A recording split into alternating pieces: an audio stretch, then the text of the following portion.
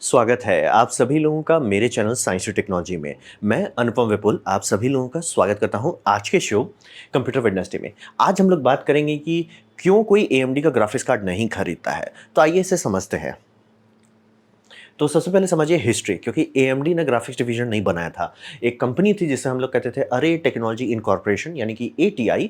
ये 1985 की कंपनी है जो कनाडा में बना था सेमीकंडक्टर टेक्नोलॉजी के तौर पे, और काफ़ी सक्सेसफुल इनका कंसोल डिवीजन था, यानी कि कंसोल्स पे ये काफ़ी सारा चिप बेचते थे। और ये समझिए Xbox 360 में भी इनका ही कंसोल है, मतलब GPU है। निंटेंडो गेम क्यूब में भी इसी का है, तो मतलब समझिए दो काफ़ी पॉपुलर कंसोल्स में इन्हीं का था। और AMD ने इसे 2006 में खरीद लिया था। तो मेरा जो पहला ग्राफिक्स कार्ड था जो मैंने ये लिया था, ये समझिए ATI का है, लेकिन उस टाइम AMD ने इसे खरीद लिया था। तो मतलब रीब्रांडिंग नहीं हुई थी तब तक, लेकिन ये AMD के हाथ का था। तो मेरा पहला ग्राफिक्स कार्ड AMD का था। फिर मैंने जो दूसरा अपग्रेड लिया वो भी AMD का था, मतलब नाम ATI था। तो ले चुके हैं हम उस तरह से।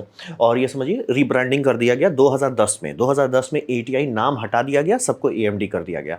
तो इस समय AMD कंपनी जो है उन्होंने खरीदा है ये डिवीजन को। ATI एक कंपनी थी, नहीं प्रॉफिटेबल रह रही थी, मतलब टेक्नोलॉजी अच्छा था लेकिन मोनेटाइजेशन उतना अच्छा नहीं था। जबकि सोचिए मतलब काफ़ी सक्सेसफुल जगह गए थे, जैसे निंटेंडो काफ़ी बड़ी कंपनी है, माइक्रोसॉफ्ट बहुत बड़ी कंपनी है, उस सब के होने के बावजूद भी ये उतना फाइनेंशियली बम नहीं थे।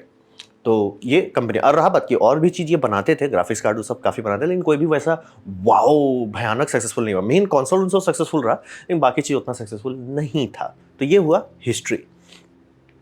अब बात करते हैं AMD का। तो AMD का समझिए, AMD का नाम है एडवांस माइक्रो डिवाइसेस। ये अमेरिकन कंपनी है, 1969 में बनाया गया था।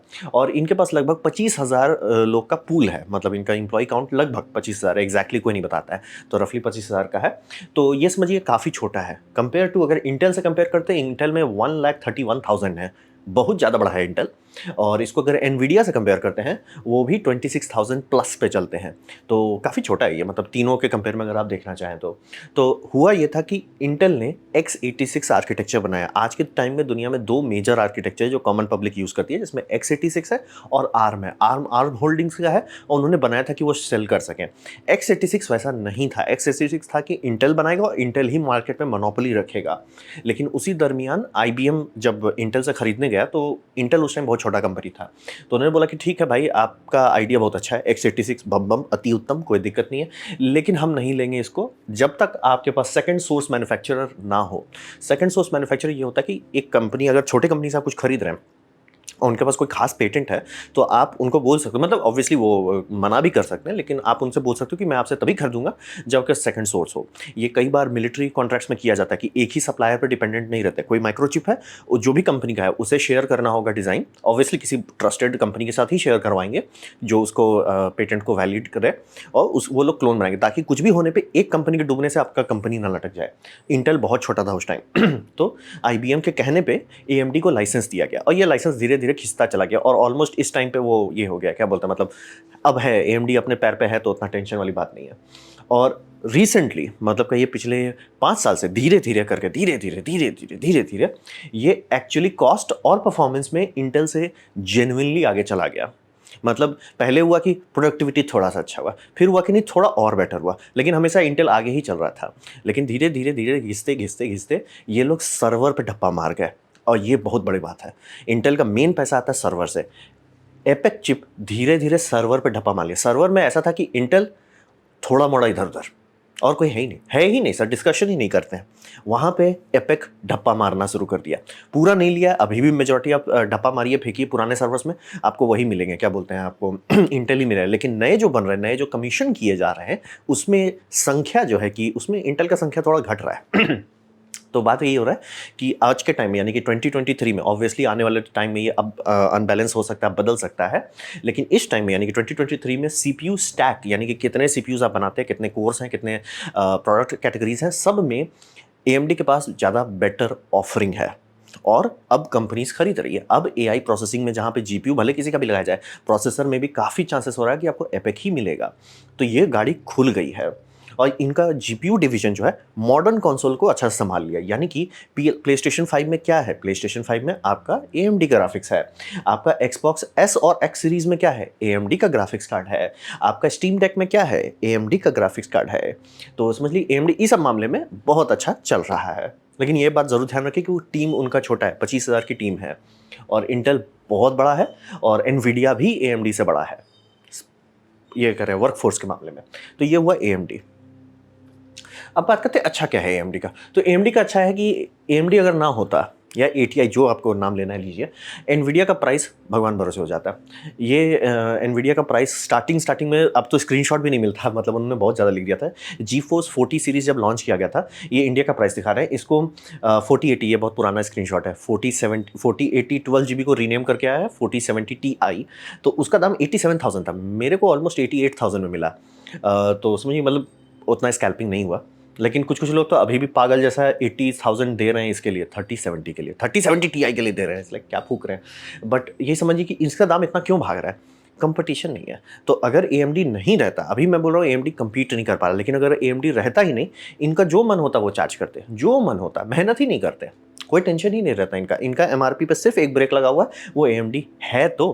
क्योंकि अगर ये दाम मान लीजिए बहुत बढ़ा देते, ये कर देते भैया हम 5 लाख लेंगे, तो एक पॉइंट के बाद हर चीज़ का हो जाता है, जिसे हम लोग कहते हैं पॉइंट ऑफ डिमिनिशिंग रिटर्न। यानी कि आपका प्रोडक्ट कितना भी अच्छा हो, लेकिन अगर आप हमसे इतना ज़्यादा दाम चार्ज करेंगे जो उसका कोई सेंस नहीं बनता, तो हम नहीं खरीदेंगे ना। जैसे आपको कोई गाड़ी बेच रहा है, आप मान लो 5-6 लाख की गाड़ी के लिए तैयार हो, तो कोई उसको 7 कर दे, ठीक है, आप पुश कर सकते हो। आपको बोलते हैं हम 70 लाख लेंगे, आप बोलेंगे भैया रख लो, मुझे नहीं चाहिए। तो वही वाली बात हो जाती है कि AMD का रहना बहुत ज़रूरी है मार्केट में। इससे एनवीडिया एक्चुअली डेवलपमेंट करता है और दाम भावनाओं में नहीं बहता है। तो ये हो गया। और रहा बात कि GPU बनाना बहुत बहुत बहुत मुश्किल काम है, ये इंटेल ने प्रूव कर दिया। इंटेल ने कैसे प्रूव किया कि इंटेल अपना आर्क GPU बनाया, और अभी तक लोग ऐसा कहते थे कि एनवीडिया टॉप पे है और AMD लास्ट है। दो अगर लोगों के रेस हो रहा है तो ऐसा ही बोला जाता है, फर्स्ट और लास्ट। तो ऐसा हो रहा था, लेकिन जब से इंटेल आया तो सब बोले कि भाई एनवीडिया सेकंड पोजीशन पे आ गया क्योंकि इंटेल का इतना बुरा तरीके से बैंड बज रहा था GPU बनाने में, और अब तो सबको डाउट हो रहा है कि वो GPU एक्चुअली कंटिन्यू करेंगे, सेकंड थर्ड जनरेशन तक ले जाएंगे, टिक पाएंगे कि नहीं। तो ये थोड़ा प्रूफ करता है कि AMD को कुछ तो आता है, क्योंकि इंटेल जैसी बड़ी कंपनी, कॉम्पिटेंट कंपनी भिड़ गई और वो भी पिट गई फ्री से GPU बनाने में। तो ये थोड़ा प्रूफ कर देता है कि उतना आसान नहीं है GPU बनाना, और ये थोड़ा साबित भी करता है कि एनवीडिया जेन्युइनली बहुत आगे चल रहा है। और इनका सपोर्ट के मामले में, इकोसिस्टम का सपोर्ट में, ये ओपन सोर्स सपोर्ट करते हैं, यानी इनका जो ग्राफिक्स ड्राइवर है वो खुला है। तो बोले उससे क्या फ़र्क पड़ता है? उससे फ़र्क पड़ता है कि लोग छेड़खानी कर सकते हैं। उससे फ़र्क पड़ता है कि आपकी लिनक्स कम्युनिटी है, यानी कि उबंटू हो जाए, मिंट हो जाए, ये सब मतलब जो OS है, ये लोग ढंग से सपोर्ट कर सकते हैं। अगर एनवीडिया का आप ड्राइवर लगाते हैं, भगवान भरोसे चलेगा। AMD लगाते हैं, वो नेटिवली चलता है, तिगड़म नहीं करना पड़ता है। तो ये इनका काफ़ी बड़ा कम्युनिटी धीरे धीरे है जो इस सपोर्ट का काफ़ी फ़ायदा उठा रहा है। और स्टीम डेक समझिए लिनक्स पे चल रहा है। लिनक्स के लिए उनको बहुत ज़्यादा फजीयत नहीं करना पड़ रहा है, क्योंकि ड्राइवर पहले से बना हुआ है। और इनके पास फीचर प्रायोरिटी है, यानी कि जो काम एनवीडिया करता है ये कर सकते हैं, बस थोड़ा देर से आते हैं। मतलब कि एनवीडिया 2000 में RTX उतारता है, तो ये 3000 में जब वो पहुंचेगा तब ये RTX उतारेगा। एक जनरेशन पीछे चलते हैं जनरली, लेकिन पैरिटी दे देते हैं। यानी कि वो आपको दे रहा है, जैसे कि AV1 में तो समझिए दोनों एक ही टाइम पे कूदे। अगर आपको AV1 इनकोडिंग चाहिए तो दोनों में अवेलेबल है। तो ये फीचर पैरिटी दे देते हैं। तो डिले ज़रूर होता है, लेकिन एब्सेंट नहीं होता कि मतलब आप इनका ले लें, ओ भैया इसमें तो ये फंक्शन ही नहीं है, ऐसा नहीं होगा। जनरली एक जनरेशन पीछे आप मान के चल सकते हो। तो यही इनका अच्छा है कि इन्हीं के कारण एनवीडिया थोड़ा मेहनत करता है, और इन्हीं के कारण एनवीडिया का दाम भावनाओं में नहीं बह जाता है। और ये समझिए कि जब से इंटेल उतरा है, समझ में आ गया लोगों को, GPU बनाना बच्चों को खेलने का चीज़ नहीं है। भले आपके पास मैन्युफैक्चरिंग हो, भले आपके पास टेक्नोलॉजी के ऊपर टेक्नोलॉजी भरा पड़ा हो, बच्चों को खेलने की चीज़ नहीं है, धुआं निकल जाएगा। तो ये हो चुका। ओपन सोर्स को ये जेन्युइनली सपोर्ट करते हैं। ये काफ़ी रिस्की है, क्योंकि इससे प्रॉफिट तो आ नहीं रहा है ना, लेकिन फिर भी ये कर रहे हैं। तो ये भी काफ़ी अच्छा मतलब देता है। इसीलिए लाइनस टोर्वाल्डो, मतलब जिन्होंने नींव रखा है लिनक्स का, वो बोलता है ना एनवीडिया, कारण वही था कि एनवीडिया का ड्राइवर लिटरली हर कोई ड्राइवर दे रहा है लिनक्स को, एनवीडिया नहीं, हम नहीं देंगे, हम नहीं देंगे। तो वही समझिए। और इनका फीचर पैरिटी भी है, यानी कि अगर आप जैसे मैं बोल रहा हूँ ना, मैं यूज़ कर चुका हूँ मतलब AMD का ग्राफिक्स को, तो ऐसा कोई भी फंक्शन नहीं मिलता है कि अरे उसमें नहीं है। जैसे कि एक तो फंक्शन था, जैसे आपका PhysX करके, PhysX एक कंपनी थी जो, मतलब एक कंपनी का टेक्नोलॉजी था जो एनवीडिया ने खरीदा था। उसको ट्राई किया गया बड़ा बनाने का, लेकिन वो उतना सक्सेसफुल नहीं हुआ, तो वो हट गया। तो वो नहीं था इसमें, AMD के किसी भी सिस्टम में PhysX नहीं आया था, लेकिन PhysX उतना सक्सेसफुल हुआ भी नहीं, तो उतनी बड़ी बात नहीं है। तो इसीलिए आपको मतलब अगर आप ले लेते हो AMD तो रोगे नहीं, खुश रहोगे, लेकिन मतलब ये नहीं होगा कि अरे उसमें वो फीचर है, उसमें भले एक जनरेशन आगे चल रहा होगा। तो ये अच्छा बात है इनका। अब बात करते हैं बुरा बात। तो बुरा बात है कि ये कभी भी एनवीडिया को ढंग से धो नहीं पाते हैं। और ढंग से धोना किसे कहते हैं? ढंग से धोना हम कहते हैं जैसे AMD ने AMD का 5000 सीरीज़ का जो CPU उतारा था, वो इंटेल को अच्छा से जूता-चप्पल मार के रिन-सुपरिन से धो दिए। वो होता है कि आपने सही में धो दिया, यानी कि जिस टाइम मैं रिलीज़ की AMD का 5000 सीरीज़ रिलीज़ हुआ था, इंटेल के पास कोई CPU नहीं था जो आप उसके अगेंस्ट में लें और वो जीत सके। जिसे कहते हैं होलसेल विक्ट्री, यानी कि हमारा प्रोडक्ट स्टैक आपसे आगे है सर, काम खत्म। आप 7000 उतना अच्छा नहीं है, क्योंकि 7000 में थोड़ा-सा ऑब्वियसली बहुत लंबा जंप मार रहे हो और इंटेल के पास बेनिफिट आ गया कि वो DDR5 में ऑलरेडी एक जनरेशन एक्सपीरियंस थे, तो वो थोड़ा-सा मतलब ये समझिए 7000 उतना बड़ा जंप नहीं है। 5000 लेकिन एकदम सीधा जंप था, मतलब खत्म, खत्म सर, इंटेल आपके पास कुछ नहीं है। तो उसे कहते हैं होलसेल विक्ट्री। AMD के पास कभी ऐसा नहीं हुआ, इतने सालों से ये खट रहा है, कभी भी ऐसा नहीं हुआ कि AMD मतलब शुद्ध, खासतौर में रिसेंट टाइम में। पहले तो 1-2 बार हो भी जाता था, मतलब जिस टाइम ये इस तरह के कार्ड चलते थे, सर क्या नाम है, ये है 5770, मतलब 3000 और 4000 में लोग 1-2 बार हुआ था कि जेन्युइनली AMD अच्छा था, लेकिन ज़्यादा देर नहीं रहा। और रिसेंट टाइम में एक बार भी नहीं हुआ, चाहे वो आप 7000 लीजिए, 9000 लीजिए, 10000 लीजिए, 10000 बोल रहा हूँ, 1000 सीरीज़ लीजिए, ये लीजिए, क्या बोलते हैं, 10 सीरीज़ लीजिए, 20 सीरीज़ लीजिए, 30 सीरीज़ लीजिए, 40 सीरीज़ लीजिए, एक को बार ऐसा नहीं हो रहा है। और ये समझिए कि हमेशा इनको लॉन्च कर देते हैं प्रोडक्ट, और उसके बाद 1 साल इनको लग जाता है प्रोडक्ट को ये करने में, पॉलिश करने में। ये समझिए इनका हर अब बार ऐसा हो रहा है ना कि रिलीज़ हुआ, रिलीज़ के टाइम रिव्यू देखिएगा, हमेशा सब है हल्का बहुत है। फिर वही कार्ड का, जो कार्ड आपने देखा, उसी कार्ड का 1 साल बाद आप रिव्यू देखेंगे, बोलेंगे लोग हाँ भाई अब अच्छा परफॉर्मेंस हो गया। ऐसा कैसे हो गया? आपने ड्राइवर कंप्लीट नहीं किया था। जब भी अगर आपको ये ड्राइवर अपडेट से आपका 20-30% बूस्ट पुराने गेम्स में मिलने लगे, नए गेम्स में अलग बात होता है, पुराने गेम में मिलने लगता है, यानी कि आपने ऑप्टिमाइज़ नहीं किया था, जब आपने फैक्ट्री से निकाला था ऑप्टिमाइज़ नहीं किया था। ग्लिच होना, कोई नया गेम आना, उसके लिए ऑप्टिमाइज़ करना, ये सब अलग बात होता है। लेकिन अगर आपका ऐसा कि भैया हमारा ये ग्राफिक्स हम अपडेट पुश कर रहे हो और एकाएक सबका 30% परफॉर्मेंस बढ़ गया है, तो वो 30 परफॉर्मेंस था नहीं। वो मतलब ऐसा नहीं था कि वो मैजिकली आपके ड्राइवर ने ऐड कर दिया, वो अनलॉक हुआ, यानी आपका ऑप्टिमाइज़ेशन खराब था। तो वही समझिए 1 साल तो इन्हें लग जाता है मैच्योरिटी और स्टेबिलिटी आने में। इसीलिए AMD का कभी भी आप कार्ड देख रहे हैं, उसके 2 रिव्यू आपको देखने को मिलेंगे कि आफ्टर 1 ईयर और at launch. At launch generally खराब रहता है, आफ्टर 1 ईयर हाँ भाई अब जेनुइनली अच्छा है। और इसीलिए हर रिव्यू में देखिए कि नहीं AMD has working, it's like वो कंप्लीट ही नहीं कर पाते। लॉन्च कर देते हैं लेकिन उसके बाद उसको धीरे-धीरे कंप्लीट करते रहते हैं। और ये समझिए कि मैंने क्यों नहीं लिया, जब मैं अपना कंप्यूटर बना रहा था तो मैंने ये समझिए 4000 सीरीज़ लिया, जबकि मैं कॉस्ट कॉन्शियस था। तो ये क्यों नहीं ले लिया, AMD क्यों नहीं लिया? तो बात ये था कि रेडियन 7000 इतना अनफिनिश था कि उसमें पावर बग है। पावर बग मतलब ये होता है कि अगर आप कुछ मल्टी मॉनिटर सेटअप है, यानी मेरा ट्रिपल मॉनिटर सेटअप है, ये एक मॉनिटर है और 2 मेन वर्क मॉनिटर है, वहाँ पे कई बार इसका आइडल पावर लोड 100 वॉट्स तक चला जा रहा था। ग्लिच था, वो AMD ओपनली एक्नॉलेज किया ग्लिच था, लेकिन पावर जैसा ग्लिच नहीं मिस हो सकता, क्योंकि पावर आप मीटर से नाप सकते हो। बाकी सारा जिस टाइम लगता है वो सब लगता है, पावर तो मीटर से नप जाता है भाई, वो नॉर्मल चीज़ है। आपने पॉलिश नहीं किया था। फिर इनका वेपर चेंबर में आने लगा शिकायत कि भैया लिक्विड कम है और चिप डाई कर रहे हैं, ये मतलब चिप ऊपर चले जा रहे हैं, ये हो गया। तो इस तरह की मतलब ये बस रश करके लॉन्च कर देना, और ये बार-बार दिख रहा है, मतलब पिछले 2-3 जनरेशन से ऐसा आ रहा है कि आपका कार्ड लॉन्च पे एक है और 1-2 मतलब 1-2 साल बाद अलग हो जाता है। तो उसका भले लोग कहें कि ओ ये सपोर्ट करते हैं, वो सपोर्ट नहीं कर रहे हैं, वो बस समझिए बिहाइंड शेड्यूल चल रहे हैं। वो लॉन्च पे वैसा परफॉर्मेंस होना चाहिए था। और ड्राइवर अपडेट्स एनवीडिया भी देता है, लेकिन ड्राइवर अपडेट्स एनवीडिया की नज़र से होता है कि ओ देखो ये नया गेम आया है, इसमें थोड़ा-सा ये यूनिक ट्यूनिंग कर रहे हैं ताकि आपको और अच्छे चल सके, वो अलग होता है। और ये हमेशा प्राइसिंग इनका मेरा दिमाग खराब करता है, ये हमेशा प्राइस ऐसा करता है कि हम एनवीडिया हैं। इनका प्राइस हमेशा एनवीडिया से थोड़ा-सा नीचे रहता है। भले परफॉर्मेंस दुगुना, 3 गुना से ज़्यादा नीचे हो, लेकिन ये थोड़ा-सा हम कम रखेंगे। मतलब भाई आपकी बिक्री नहीं हो रही है, चाहे वो स्टीम हो, चाहे वो शॉपकीपर्स हो, चाहे वो अमेज़न हो, कहीं से भी देख लिया जाए, न्यू एग हो, कितना यूनिट मतलब कि कितना पीस कस्टमर एनवीडिया खरीद रहे हैं वर्सेस आपका, ज़मीन आसमान का अंतर है। और एआई का जो अभी टाइम चल रहा है उसमें तो बात ही नहीं कर रहे हैं। एएमडी का इंस्टिंक्ट ग्राफिक्स का कभी-कभार कोई बिकता है वर्सेस मतलब आप समझिए इंटेल का, ये इंटेल बोल रहा हूँ, एनवीडिया का, आपका टेस्ला का धड़-धड़-धड़ करके निकले जा रहे हैं। आपको सर्च करना पड़ेगा सर्वर्स में, जितने जितने भी यूट्यूब पे सर्वर के वीडियो हैं, ऑलमोस्ट सब में एनवीडिया कार्ड था, इक्का-दुक्का छोड़ के।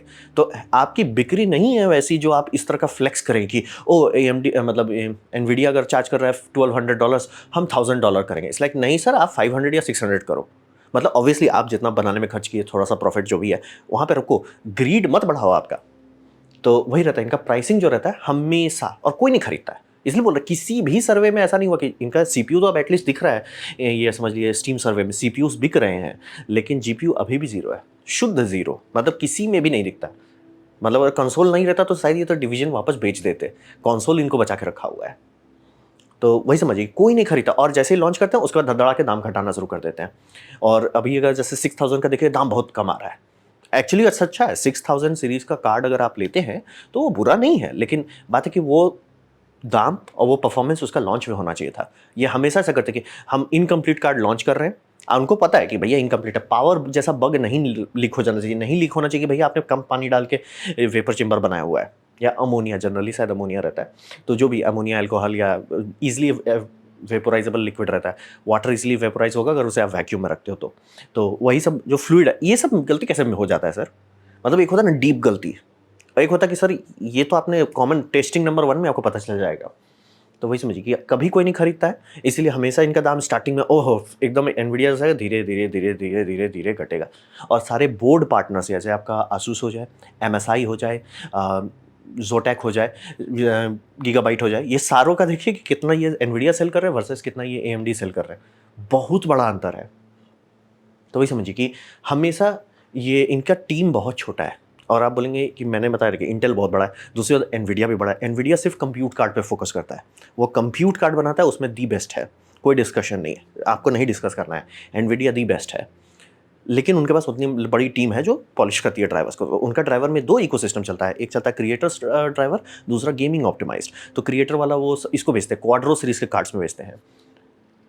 ये आप समझ लीजिए AMD के पास भी क्वाड्रो जैसा सीरीज है जो वर्क स्टेशन सीरीज, जो एप्पल खरीदता है। एप्पल का लड़ाई हो गया एनवीडिया से, तो वो एनवीडिया नहीं देते हैं, वो ज़बरदस्ती का फोर्स करते हैं, तो वो अलग बात है। लेकिन कोई नहीं खरीदता है AMD का GPU को। मार्केट सेल्स वॉल्यूम देखें तो मतलब जेन्युइनली इनका कि भैया आपका परफॉर्मेंस नहीं है, आपकी बिक्री नहीं। मैं सुपर कंप्यूटर में सर्च कर रहा हूँ, लिस्ट में खोजना पड़ रहा है कि कौन सुपर कंप्यूटर है जिसमें ये यूज़ किया गया है AMD, नहीं हो रहे। मतलब सीपीयू बम बम, सीपीयू डिपार्टमेंट धुआं उड़ा दे रहा है, लेकिन जीपीयू डिपार्टमेंट पिट जा रहा है। और अगर कंसोल नहीं रहता, जैसे PS5 नहीं रहता या एक्सबॉक्स नहीं रहता या आपका समझिए स्टीम डेक नहीं रहता, वो बहुत अच्छा चांस है ये खुद भी बेच देते कि भैया ये डिवीजन हमने खरीदा था, प्रॉफिट नहीं निकला।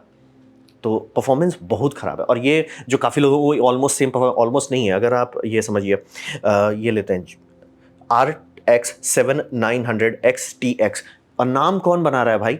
ये XTX का क्या मतलब हो गया? XT और XTX, भाई क्या फूक रहे हो? शांति से रखो ना। 7900 7950, काम खत्म। इसलिए क्या फूक फूक के नाम, मतलब इस नाम में हम नौटंकी करेंगे।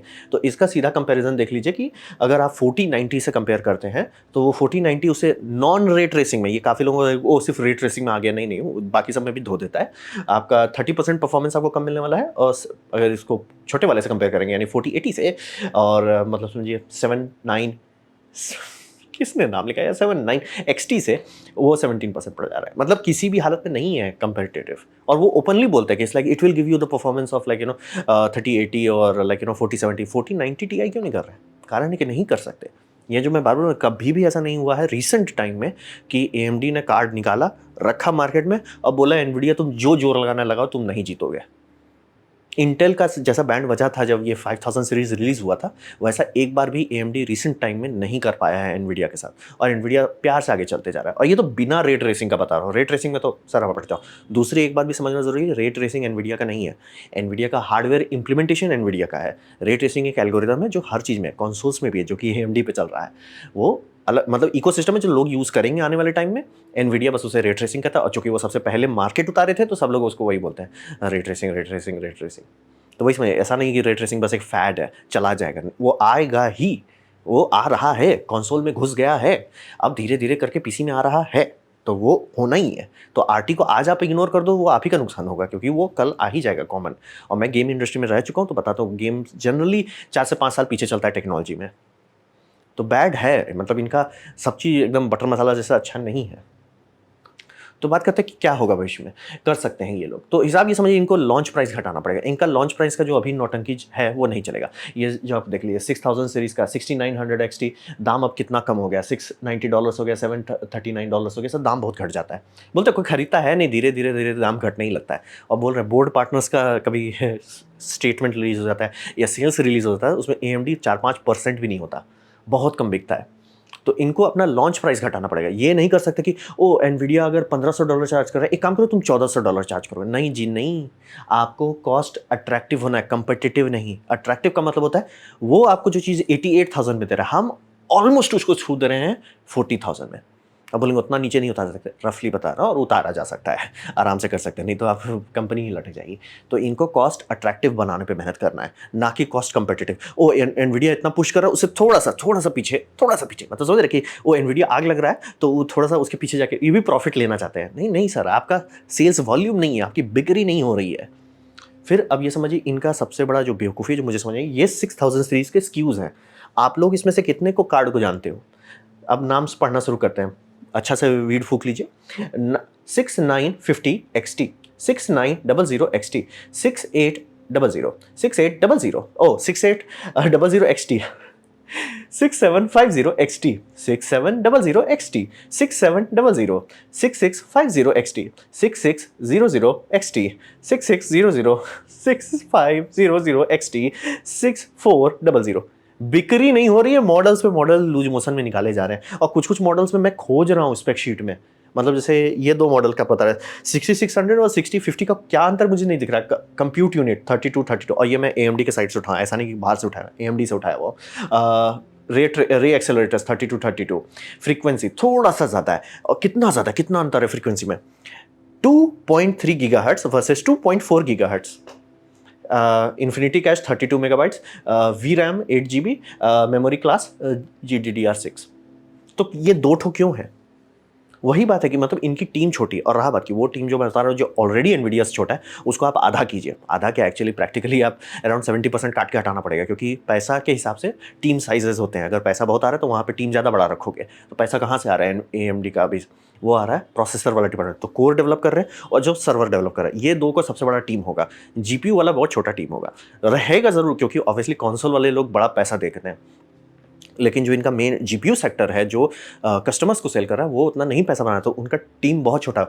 उस छोटे टीम को किसी ने फूक के बोल दिया एक काम करो, 1 2 3 4 5 6 7 8 9 10 11 12 ग्राफिक्स कार्ड एक साल के अंदर मैनेज करो।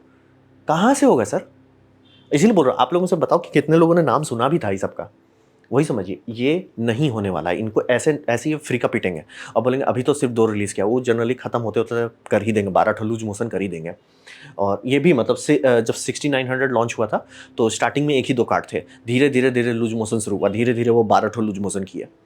तो ऐसे करके होगा। तो इनको प्रोडक्ट स्क्यू घटाना हो, ये दाम घटाने का सबसे आसान तरीका होता है, प्रोडक्ट स्क्यू कम कर दो। बोल रहे हैं इसमें बहुत सारी चीज़ को आप हटाओ, 16 GB एक कर दो, 12 GB एक कर दो, 8 GB एक कर दो, 4 GB वाला हटा दो, उसका कोई मतलब नहीं बनता। तो ऐसे करके आराम से स्क्यू आप घटा सकते हैं। इससे फ़ायदा होगा कि छोटी टीम जो है वो पॉलिश कर पाएगी, ऑप्टिमाइज कर पाएगी, और आउट ऑफ द गेट अच्छा रहेगा। क्योंकि ये सब भले हम लोग को बाद में मिलता है, कंपनी की नज़र से तो पहले ही शुरू हो जाता है। और फिर ये क्रिएटर्स पे ये फोकस नहीं करते, गेमर्स के बारे में बार बार बात करते हैं, क्रिएटर्स पे फोकस नहीं करते, प्रोडक्टिविटी पे ये करते नहीं। क्यों नहीं करते? कर नहीं सकते। मतलब इसका क्या मतलब है? इसका मतलब ये समझिए, कूडा जो हम लोग बोलते हैं, कूडा कोर्स, वो इंपॉर्टेंट इसलिए कि एनवीडिया कस्टमर के पास पहुंच गया, मतलब एक्चुअली बेचा, लोग यूज़ करने लगे, उन्होंने कूडा कोर्स आर्किटेक्चर्स को मार्केट में लाया। कंपनी यूज़ इसलिए की कि भैया सबके पास एनवीडिया, यूज़ कर लो इसको। उसका देखा देखी फीडबैक लूप बन गया कि लोग AMD नहीं खरीद रहे हैं कि भैया आपके पास कूडा नहीं है, और वो देखा देखी और होने लगा। तो हमेशा ये समझिए, जैसे कहते हैं गेमिंग कंसोल तभी सक्सेसफुल होगा जब कंसोल बिके और गेम बिके, दोनों एक साथ होना चाहिए। अगर ऐसा हो जाता है कि आपने कंसोल बना दिए हैं लेकिन कोई उसके लिए गेम्स नहीं बना, जैसे कि PS Vita के साथ हुआ, आपका गायब हो जाएगा कंसोल। तो ये समझना बहुत ज़रूरी है कि यहाँ पे जो कूडा का मेहनत है, कि कूडा माया में बहुत अच्छे से सपोर्टेड है, 3ds Max में अच्छे से सपोर्टेड है, ब्लेंडर में सपोर्टेड है, ये सारा चीज़ को जो सपोर्ट है वो धीरे धीरे कर देता है लोगों को कि भैया हमको तो एनवीडिया ही लेना पड़ेगा घूम फिर के। बहुत सारी चीज़ में बहुत सारा सटल चीज़ है कैड की दुनिया में कि भैया शांति से आप एनवीडिया लो, बाकी नहीं लो, क्योंकि वो लोग कूडा एक्सेलरेट कर चुके हैं। ऐसा क्यों हुआ? क्योंकि वो बिका। इसीलिए बोल रहे हैं AMD को बिक्री चाहिए पहले, तब जाके उनके टेक्नोलॉजी पे स्पेसिफिकली कोई पोर्ट करेगा। डम पोर्ट कर सकते हैं, ब्रूट फोर्स कर सकते हैं, लेकिन फाइन ट्यून पॉलिश नहीं होगा जब तक सेल्स नहीं होता है। प्रोडक्टिविटी करना होगा और इनको तभी मार्केट शेयर मिलेगा। यहाँ पे आप सोचिए कि एनवीडिया का मेन पैसा कहाँ से आता है। आप सोचोगे कि मतलब जो सुपर कंप्यूटर जा रहा है, ऑब्वियसली वहाँ पे तो एक सुपर कंप्यूटर में 60,000 ग्राफिक्स कार्ड जाता है, एक जो हाइपर क्लस्टर बनाया जाता है 20,000 40,000 कंप्यूट एक्सेलरेटर जाता है, वहाँ से मेन पैसा आ रहा है। लेकिन मैं सोचता था कि इनका जो गेमर कार्ड है उससे आता है पैसा। ना ना ना, वो आता है पैसा इससे। बोलेंगे तो छोटा कंप्यूटर है, ये हुआ small form factor business PC। तो ये सब PC कहाँ जाता है? ये सब जाता है डेल के पास। ये सब कार्ड आप खरीद सकते हो, लेकिन आपके लिए बना नहीं है, ये बना है डेल के लिए, एचपी के लिए, लिनोवो के लिए। तो ये लोग किसको बेचते हैं? ये सब बेचते हैं स्टूडियोज़ को, ये सब बेचते हैं वर्क फर्म्स को, इंजीनियरिंग फर्म्स को, और ये सब हज़ारों एक ऑर्डर्स में जाता है। तो ये सब कार्ड के कारण एनवीडिया का जो मार्केट डोमिनेंस है वो नहीं हटाया जा सकता। क्यों? क्योंकि जो बनाने वाले हैं वो एनवीडिया पे ही काम कर रहे हैं। जैसे मैं गेमिंग ये स्टूडियो में था, सारे कंप्यूटर में एनवीडिया था। क्यों था? क्योंकि वो लोग इस तरह का प्रोडक्ट रिलीज़ करते हैं। ये प्रोडक्ट क्या है? ये प्रोडक्ट है RTX 4000 SFF, small form factor. तो ये मतलब जितना छोटा ये है, इतना छोटा 4000 सीरीज़ का जीपीयू है। ऑब्वियसली मतलब इसको अगर आप कंपेयर करें किसी 4000 सीरीज़ के लेटेस्ट एंड ग्रेटेस्ट, उतना परफॉर्म है, क्योंकि ये 75 वाट चलता है, यानी कि जैसा ये है, कोई पावर सप्लाई नहीं चाहिए इसको, और ये इतना ही छोटा है ताकि मैं अपने पुराने डेल बॉक्स में लगा सकता हूँ। ये सब सर्वर में लगता है, ये सब आपका स्मॉल जो इंजीनियरिंग फर्म होता है, और उसमें 20 GB रैम दी है। बोले ऐसा किसका ज़रूरत है? कैड इंजीनियर्स को। तो बहुत सारा चीज़ होता है जो एनवीडिया बैकग्राउंड में करता है, जो आप और हम नहीं सुनते, लेकिन उसी के चलते उनका मार्केट है। तो पहले तो AMD को वीड फूकना बंद कर पड़े। ये लूज मोशन नहीं चलेगा सर, ये लूज मोशन नहीं चलेगा, ऐसे नया होगा। ऐसे इनका हमेशा रहेगा कि भैया हमने लॉन्च तो कर दिया, 1 साल लगेगा पॉलिश करने में, और तब तक दूसरा आ जाएगा। तो ये जेन्युइनली इनको इस तरह के कार्ड्स पे फोकस करना होगा, ताकि मतलब जिसे हम लोग कहते हैं स्मॉल फॉर्म फैक्टर आपका कार्ड हो जाए ना, ये सब कम पावर में और छोटा रहता है। तो इसका फ़ायदा क्या रहता है? बहुत सारे जगह पे जहाँ पे बजट का कमी रहता है, वहाँ पे लो पावर कार्ड्स खरीदे जाते हैं। ऑफिस में शांति से आपको कोई नहीं बोलने वाला कि ओ एक काम करो, ये पावर सप्लाई खरीदो, उसमें 12 वोल्ट का रेल चाहिए। लोग बोले भाई पागल हो क्या, शांति से बिना पावर सप्लाई वाला। तभी बोल रहे हैं एनवीडिया इतना मेहनत करता है। 3000 का भी निकाला था, आपको 3000 का भी मिलेगा स्मॉल फॉर्म फैक्टर, 4000 का भी मिलेगा। वो हमेशा बनाते हैं, उनको पता है कि पूरा एक ऑफिस का इंडस्ट्री है जो लाखों कंप्यूटर्स खरीदते हैं, वो कभी भी पावर सप्लाई नहीं लगाने वाले हैं जीपीयू के लिए। उनको 75 वाट के अंदर करना है। आपका ये समझिए, ये जो अपन देखते हैं PCI, ये 75 वाट प्रोवाइड कर सकता है। तो 70 वाट के अंदर आपको कार्ड बनाना होता है। तो ये अगर करता है AMD, तभी जाके आगे बढ़ सकता है। ये लूज मोशन बंद करें, मार्केट का दाम जो है अपने हिसाब से करें, ना कि एनवीडिया के हिसाब से कि ओ एनवीडिया उतना पुश कर रहा है, हमसे थोड़ा सा पीछे आ जाते हैं। वैसे नहीं चलेगा, फ्री का पिटेंगे, पिट रहे हैं। और इनको प्रोडक्ट्स क्यों कम करने के बाद ही ये ऑप्टिमाइजेशन और आउट ऑफ द गेट, ऐसा नहीं कि मैंने खड़े और जी इसमें स्टैंड बाय में 108 खा रहा है, वैसा नहीं चलेगा सर, वैसा नहीं चलेगा। मैंने इसीलिए नहीं लिया था भाई, स्टैंड बाय वॉट है, AV1 कोडेक्स भी उसमें था, और प्लस वो भी ठीक से नहीं कर पा रहे थे। AV1 कोडेक्स जो सपोर्ट है इनकोडिंग, दोनों में एक ही साथ रिलीज़ किया गया, एनवीडिया और AMD में ज़्यादा बगी है, ऐसे नहीं चलेगा। मैंने नीचे लोगों का वीडियो भी दे दिया, आप देख सकते हो।